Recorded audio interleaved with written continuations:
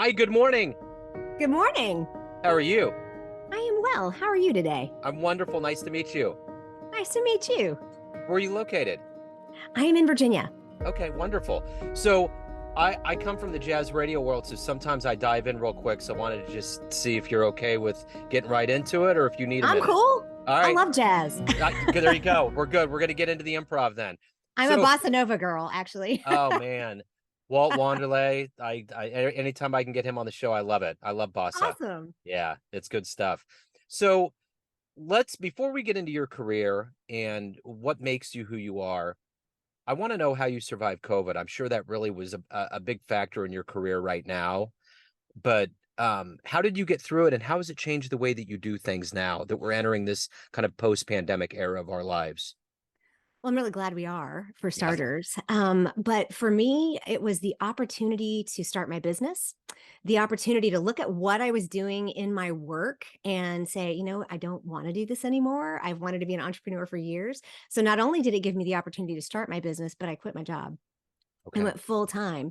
So being able to kind of work with people through getting through all of that in small businesses and like have a big veterinary hospital client and those kind of things have really kind of dovetailed nicely. Plus, I started my podcast, which completely changed my world. So let me ask you this. I want to get to the essence of exactly what you do on a daily basis. So if I put you in front of a bunch of third graders at a career day, Mhm. one of the kids looks up and says, "Hey, what do you do for a living?" How would you Mm. answer that child? I help people figure out how to communicate and talk to each other better and get along with each other better and figure out how to solve problems and make all the things that we do more effective and more efficient. Like, instead of going 5 times around the recess, the schoolyard, go straight a straight line. I mean, trying to figure out the ways to do that better individually. Seems like coaching is another version of us helping this mental health thing that we're going through in our lives. It's almost like therapy for professionals. We've gotten to a point where we think we have it figured out, or we've seen examples that aren't quite good examples, and we need some help. And I find this to be more widespread than it ever has been before. Is that true? Well, I'm not a mental health professional. I've personally used mental health professionals. I've definitely benefited from it. And there is a distinction in the coaching world. We want to make sure that we help people understand that coaching is really for kind of taking the experiences we have up until this point, using that and moving forward. Whereas mental health professionals a lot of times help us make sense of the things that get us to the place where we can actually use a coach. So there's a slight distinction. Not everyone needs a mental health professional, but a lot of times we don't pay attention to the things that got us where we are. Like, we Yeah. don't pay attention to the assumptions and the beliefs that we've accepted and the conditioning that we have that make us who we are today. And if we don't do that, we can't move forward. So when you were in the third grade, what was your dream? What did you want to be when you grew up? I was a singer, man. All right. Um, I think fifth grade was the first time I participated as like a lead role in musical theater. And so I really wanted to sing. I really wanted to perform, but below all of that, I really just kinda wanted to help make other people happy. And, that's how do you put a job description to that? It's Yeah. just kinda one of those things. You can It's a find ways to do that everywhere. Yeah, it's a life pursuit. So as somebody that likes bossa, that wanted to be a singer, what was the first live show you ever saw that blew you away? Oh, that blew me away. Jesse Cook. Okay. I don't know if you know him. He's a I've heard the name. flamenco style. He's modern flamenco guitar, and Yeah. he does some bossa. I've not been able to so when I actually went to Belmont University in Nashville. So that's a little bit of my background. I was a Yeah. music business major and I learned a lot about jazz there. I grew up overseas and so I had very little um I didn't have like I didn't have options for I had Armed Forces Radio and Television Network. Yeah. So I had FM for like contemporary stuff and AM for top for no, sorry, FM was for old stuff and AM was for contemporary stuff. So even coming to the States after I graduated from high school, I was like, what is this AM radio thing? Where's my station? So for me, discovering all the different types of music was really cool. But going to a concert where, because I did a lot of music business, I did a lot of concerts and stuff. But going to a concert where it was a little more intimate and to watch someone have a relationship with an instrument that just kind of blew me away Yeah. was for sure Jesse Cook. Yeah, that's great. So let's go back. You kind of touched on this a little bit. Let's go back to where you were born and raised and how these seeds got into you to become the professional you are, to become a coach, because you're not merely going into work, you're helping other people, you're giving a lot of yourself. How did those seeds get put in you to do that? Well, I was raised overseas. I'm a third culture kid. And if you're not familiar with that term, it's basically someone who is raised kind of expatriately, right? My parents were missionaries. So I grew up in Seoul, Korea. Okay. And not being a Korean and not being an American, and it's all different. So Yeah. it's kind of like a, even we spoke a woman that kind of helped us out in our home. We called it Konglish, like half Korean, half English. But having the seeds planted where I was in a community of expatriates that were everything from ambassadors' kids to every single possible mission sending organization that there could be, very ecumenical. Seeing the world through different eyes, I think, was the seed that really kind of got buried for a while because I came back to the States and tried to be the good Southern evangelical girl, right? It's just like, oh, this is the path I follow. These are the rules I follow. And like I said a minute ago, it's these assumptions and this beliefs and this conditioning that we don't realize we had, or that we don't realize we have. But as soon as I started any personal growth, I just found this recently. My thing is core values. And I was a Franklin Covey person. I don't know if you remember Franklin Yep. Covey. I Uh-huh. mean, you can still use Franklin planners. And this was my governing values in 1993. It was the first time I really sat down to do that. And so 30 years ago, I started this personal growth journey and I tried really hard to play by everybody's rules. And finally, and I think that was what the freedom that being remote in the pandemic and really saying, I hit 50, my mother died, and things just went sideways in so many areas. I said, you know what? All these things, they don't matter anymore. What really matters to me? And the pinnacle core value for me is freedom, and it's how I think. And that kind of started like deconstructing everything, all the beliefs, all the conditioning. And we watched a show, I don't even remember, it was like Kevin Saves the World. It was only like one or two. It was John Ritter's son. And Yeah. if you haven't seen it, it's this great, like, awkward guy who just, he's kind of called upon by God to go save the righteous people. And he said, I just want to help people. And he said, how do you do that? And I told my husband, I said, that's the job I want. I Yeah. just want to help people. And I realized that even growing through, I was in university medical administration and research administration and managing upwards of 20 people at a time. I'm good at it and I know how to make things efficient and I know how to help people communicate. But what I didn't like was managing people who weren't interested in growing. Yeah. And there's too many people out there who want to grow, who don't have anybody to tell them how. And I was like, that's the difference between a leader and a manager. And I need to be a leader. How can I do that? How can I teach other people to do that? So for me, that's where coaching kind of came from. You know, it's interesting. A lot of people don't get that latitude to be able to even travel as far as you have to Korea Oh, yeah. and to see other cultures. That has to be huge. I would think that would be such a huge mental gateway to be able to experience that and come back to this country with a fresh perspective and a level of empathy that's pretty much unrivaled, I would imagine. You don't understand it when you're 17. You Hmm. don't appreciate it. Well, I think I had some friends who were wise old souls who did appreciate it at 17, but I most certainly did not. Yeah. And that was another piece for me as I, like, in the last 5, 6 years that I finally started really embracing this idea that I have this global perspective. I mean, when I came home, we came home for furlough a couple of times. When I was in sixth grade, we were in Southeast Texas. That's where my parents are from. And I literally came walking down the hall and heard the Mean Girls. Oh, here comes Miss Korea this and Miss Korea that. Well, that was Uh, the only world I knew. yeah. And it took me like all of that nanosecond to realize I have to stop talking about this. And I have to fit in. If I want to have friends, I have to fit in. And that was kind of the path I took for a really long time. It led me to bulimia and depression. It led to gastric bypass surgery. It led to all kinds of things. And I would love to offer to other people this global view that I have, right? One of the reasons I want to be an entrepreneur is I want to take my son because he's 14 and a half, and I want to take him around the world. Yeah. Because when we can see things in a different culture, it's actually it's jarring sometimes, but it actually is easier to shift our perspective to see things from a different lens in a way that doesn't happen with your next door neighbor Yeah. because it's too similar.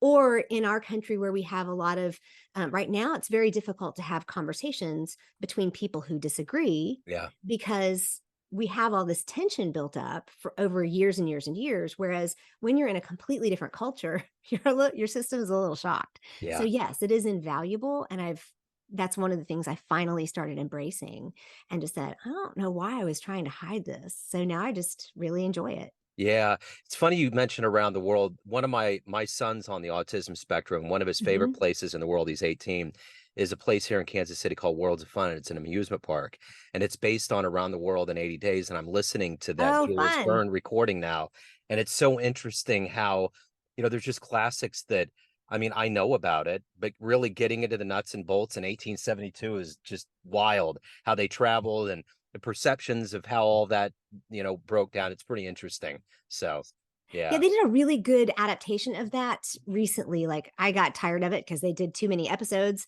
but my husband loved it, because yeah, it's that, kinda steampunk kinda stuff, but I yeah. wanna say it was on PBS or something. It was really, Okay. really good. Yeah. I'll have to check it out once I'm done Yeah. with this. I'll check it out for sure. So, who's been a hero for you in your life? My mom was a hero, quite a hero. She was a very strong woman in evangelical culture where women are not supposed to be strong, and she played along well and kind of hid that for a little while. But she also was diagnosed with lupus and then breast cancer. We lost her in 2017, and fought like a mother. I mean, she just did. I mean, it wasn't until I watched her completely fight for every minute that she had on this planet that I realized how strong she was. I also, one of my other challenges was I'm adoptive mother because I went into menopause at 39. And so we adopted my son who he was 8 when she died. And even just fortunately living closer to them, we moved in from Baltimore to Northern Virginia, and it's closer to Richmond where they are.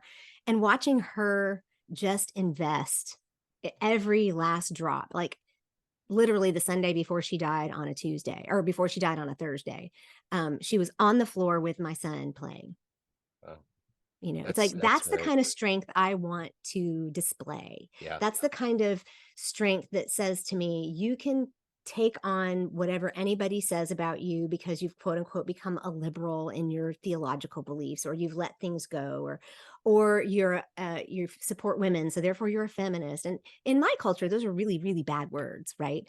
yeah, So watching her fight for those things and watching her give even at the last minute is very inspiring to live up to. sure. So, as somebody that's fascinated with travel and the world, and you Mm. obviously have a lot of interests, if you could see one event in human history firsthand with your own eyes, what would you love to have seen?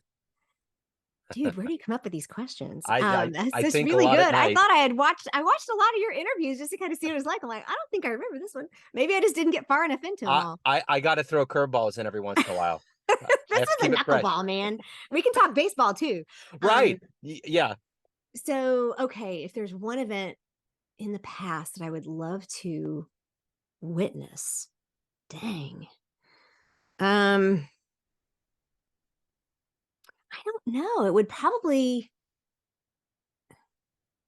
I love historical fiction, but there are times that I read that stuff and I'm like, glad I didn't live back then. Because they were interesting. But I think that there's some Renaissance things I would love to see. Um, oh, I don't know. I might get like kind of silly and say maybe to like watching the differences between the different dinosaur periods or something, Yeah. where I could see that kind of thing. I do enjoy that kind of fantasy, trying to Yeah. think about what it would be like to be in those. Um, I think because as humans, we tend to feel very arrogant about who we are on this planet, and then therefore about we like have love to have everything buttoned up. Yeah. And so being around creatures that are that big and that dangerous and would, I think, force humility, just like being in a different culture forces a perspective Yeah. shift. I think forcing humility might be a really good thing. So like the B-roll of Jurassic Park where you Yeah. crest the hill and you see that big, majestic, long-necked dinosaur that Yes. won't necessarily take you out because it eats Yes. plants, but you could watch it. Exactly. Exactly. So you don't get run down by one. So if you can meet anybody alive on the planet right now and spend a little time with them, who would it be? Right now. Hmm. There's several women that I'm really kind of enjoying being, listening to and learning from. One of them's Jen Hatmaker. She's kind of gone down this path a lot faster or like a little while ago from me. I don't know that we'll end up in the same place, but I really admire her courage and her ability to do that. I wouldn't mind meeting the former Prime Minister of New Zealand. Yeah. I believe she stepped down. Isn't that correct? Yes. And I wouldn't mind meeting Kamala Harris. I wish I could have met Ruth Bader Ginsburg. I think Yeah. you're seeing a theme here. It's like not necessarily politicians, but women who are willing to break the mold Yeah. and willing to kind of go out on a limb. I just have a lot of respect for that. Absolutely. So speaking of all of these women that you mentioned, they all have these motivators. They all have this fire in them. What is that for you? What is it that gets you up, that gets you motivated, that gets you to accomplish what you want to get done in a day? I think I'm just going to go back to that top core value of mine, which is freedom. And it's not, I mean, originally when I wrote this 30 years ago, it says, I'm not controlled by anyone else, money or time, and I have no job. But the way that that has kind of matured and blossomed has become more of a critical thinking theory. I even told my husband, he used to, because we all like to agree with each other. It's like, wouldn't you agree that? I'm like, just don't even start a sentence that way because we're just going to have a problem. And my mom had to learn that she loved things that were beautiful, but they weren't my style. And she would say, isn't this pretty? And I didn't even know how to answer because if I said yes, then she would think I liked that style. But if she said no, or if I said no, then I was telling her I didn't like what she likes. And so I'm going through that with my son now. But I think the thing that motivates me is not only being able to think for myself and be a critical thinker and live who I am most authentically, but also to help other people do that. And that starts in my family. It starts with my husband and with my son and making those relationships the best they can possibly be, and then teaching other people how to do that.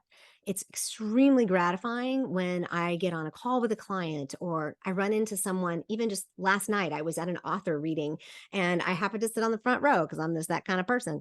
And I went to the book signing after, and she said, I loved seeing your smiling face and your nodding head on the front row. I'm like, what? But being able to offer that to other people, be their cheerleader and help them look in the mirror and address the things that are really hard in themselves and decide what they want to keep and what they don't.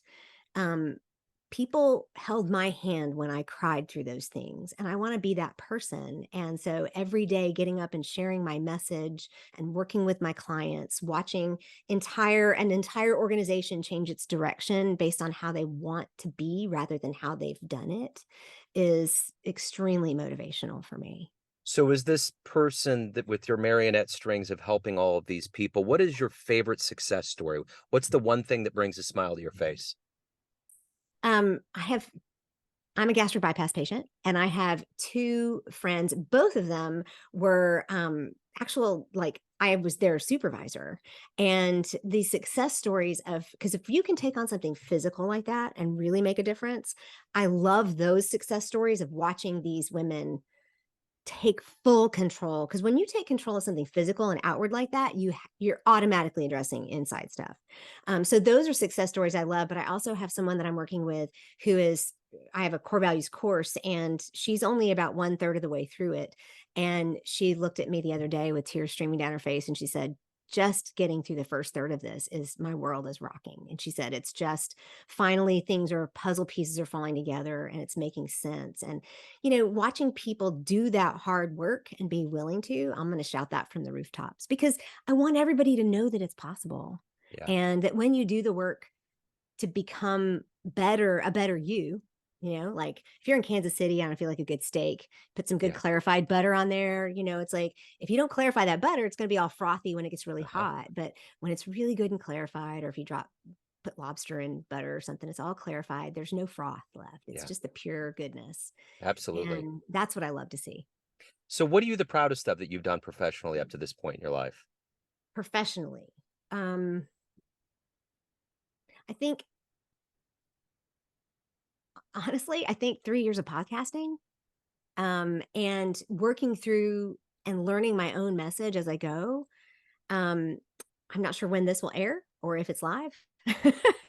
Um, but I am in the middle of a rebrand, and August 28th, I believe, is the rebrand launch of my new podcast. And so for 3 years, I learned a lot I interviewed amazing women. I had over 75 interviews, and I taught kind of from my own intentional optimism philosophy, and learned a lot about how we as women have things in our stories that started out when we were little and they got buried, and then they resurfaced later, and that's what we're leading in. And being able to see the connection pieces and how each individual woman is a unique and different kind of leader. I think I'm very proud of that work, and I'm excited to see where it's going to take me, because the next iteration of the podcast is going to be a little bit more solo coach style. All the things that I have learned, now I'm applying them and I'm sharing them with you. So you've obviously gained a lot of wisdom in your life. You've gone through a lot of things, ups and downs. Let's say you have a dream tonight. You run into the 20-year-old version of yourself, and you could give that young version of you a piece of advice based on the wisdom you've gained in your life. What would you tell that young version, and would that version of you listen to it? Well, I can answer the second question faster. No, she would not.